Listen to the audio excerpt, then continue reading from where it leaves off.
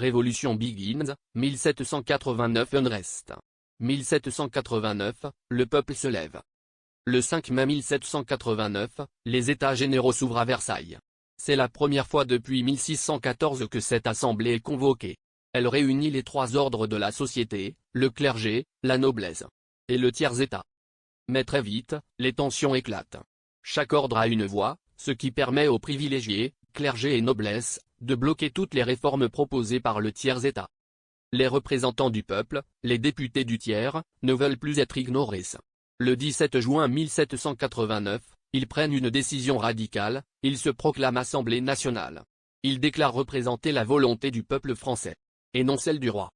Quelques jours plus tard, le 20 juin, ils se réunissent dans la salle du Jeu de Paume, après s'être vu refuser l'accès à leur salle habituelle.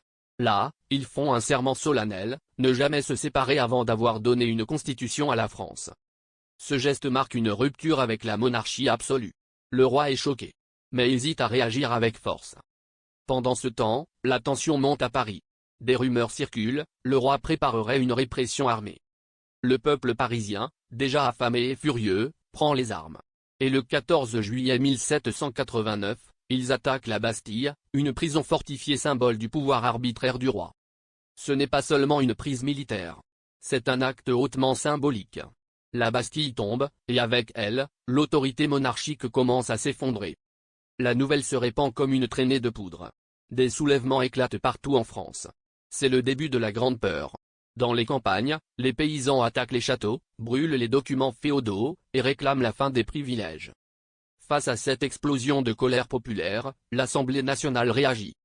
Dans la nuit du 4 août 1789, les députés votent l'abolition des privilèges. C'est un moment historique, les droits féodaux, les titres nobiliaires, les privilèges fiscaux. Tout cela disparaît. Mais la révolution ne s'arrête pas là.